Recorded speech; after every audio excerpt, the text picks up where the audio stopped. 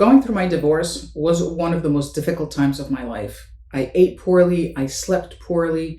I played every single worst case scenario that you can imagine and mind looped those 24/7. And I had to live under the same roof as my ex-husband. So imagine the heaviness and the stress, not just from work, but also from what was going on at home. But since my divorce, I've learned a lot about mindfulness. And I think my experience would have been really different if I had had those tools back when I was going through the experience. And there's a lot of discussion around meditation and mindfulness. And there's a difference between mindfulness and meditation. And that is that meditation is mindfulness, but mindfulness is not only meditation. But I looked it up in the dictionary because I wanted to know really what the difference was concretely. And this is what the dictionary said. Mindfulness is the quality and the state of being aware of something. It's a mental state that's achieved when we focus our awareness in the present moment.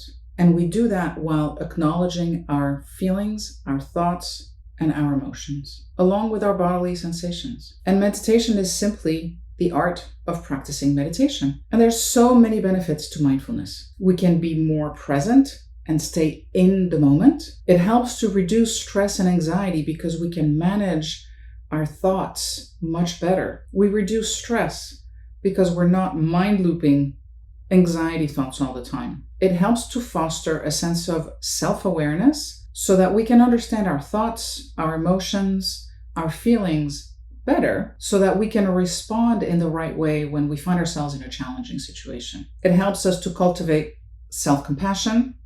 So we let go of guilt, shame, and all of those burdening feelings. And we're kinder to ourselves, more compassionate, less self-criticism. And it also enhances our emotional resilience so that we can cope more effectively with the roller coaster that life post-divorce can be. But the greatest benefit is that you gain inner peace and emotional stability. So how exactly does mindfulness help?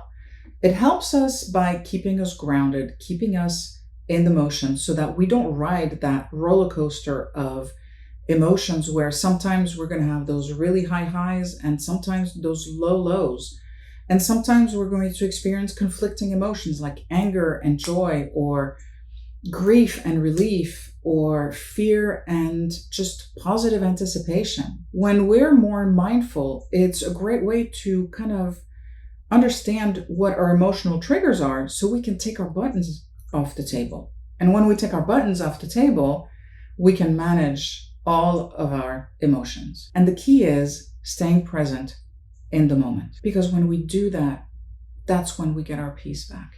When we're not focused on anything that has happened or thinking about what will happen, that's when we get our peace back. And this is going to take time. This is not something that's going to happen overnight, especially if you've got monkey brain, right? Where your monkey brain just kind of goes all over the place. You're not going to go from that to all of a sudden being only in the present.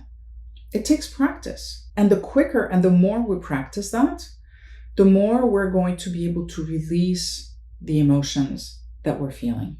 Because only when you're in the present and you are intentionally experiencing the anger, the guilt, the shame, whatever that emotion is, can you release it. Because as you experience it, you take away its power. You diffuse the energy behind the emotion. And when you do that, it's like the monster goes from here to here. And there are many things that you can do for healing, right? Many practices. You can go to YouTube where you can find meditation practices, mindful practices, breathing practices. You're going to be able to find that there without any problem. All you got to do is a search. You can do body scans where you sit and you let your attention go where the kinks are, where you feel resistance, where you feel things might be tight or where there might be a blockage. And then you just allow yourself to be in the present, to be able to release those kinks and those blockages. And when I talk about meditation, sometimes people say, well, I'm not a meditator. I don't know how to do that. I don't have the patience. My mom is like that. She's like, oh, I'm much too grounded for that. But everybody can do a walking meditation, which means just going walking and not using your headphones and just being in the moment, feeling the ground under your feet, feeling the air on your skin, and just pay attention to those things instead of going back into your head and into those anxiety thoughts. But there are also other things that you can do on your own. You can journal. Just the simple act of putting pen to paper and writing out your emotions is a way to let them out. It's a way to release them and let them go. Gratitude practices, whether it's a walking gratitude practice, whether it's noticing those little moments during the day. For example, a cup of tea. I'm always grateful every day that I can have my cup of tea. So there are different things that you can do, not just with the help of the internet, but just things that you can do on your own as well. So how do you integrate all that in your life? The best way that works for me is having a morning routine where I either go for a walk in the morning or I stretch, then I have a little bit of meditation, I read, I have a cup of tea, and that helps me to set up the day in the right way. And that's the one time of the day where I'm able to just be, and I don't worry and I don't let my head run away from me. And especially, I think, if you're a mom, right? When you have to get the kids ready for school, you have all of those things that you have to do in the morning, along with getting yourself ready.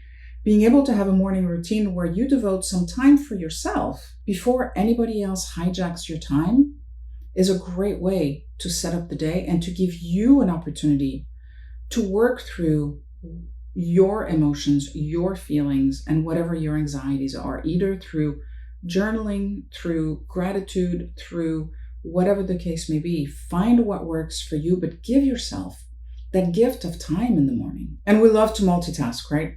And if you haven't heard, multitasking is a myth. The brain doesn't work that way. What you do when you multitask is your brain switches really quickly between the two things or three things that you're doing. It's no wonder you're exhausted at the end of the day. You're not in the moment paying attention to the one thing so you can do that thing well and then move on to the next. Multitasking doesn't benefit anyone. So try to really focus on one thing at a time. That'll help to clear your mind and keep it from getting bogged down with, trying to switch back and forth between different things.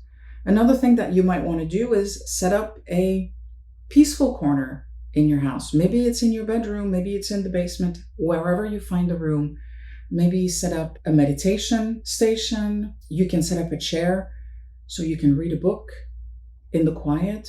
Whatever's going to work for you. Maybe find a place where you are going to be able to give yourself the gift of time and the gift of being in the moment. And sometimes decluttering is a quick way to actually get some peace of mind. I know when I work and I have stuff all over my desk, it's like I don't think as well because I have so many other points of attention where my eyes can go and my head can go. So I keep a clean desktop because whatever is in front of me is the one thing that I'm going to focus on. And in a way, that's also mindfulness. So are there areas in your house that cause you anxiety because of the clutter? Streamline, minimize, and see if maybe that's a way that you can get a little bit more peace of mind. So that's it. That's what I wanted to share with you today. I hope that some of these will help you. I hope that you find something that's going to work specifically for you. And if you do, let me know because I would love to hear it. And I'm sure if it benefits you, it'll benefit other people. Until next time.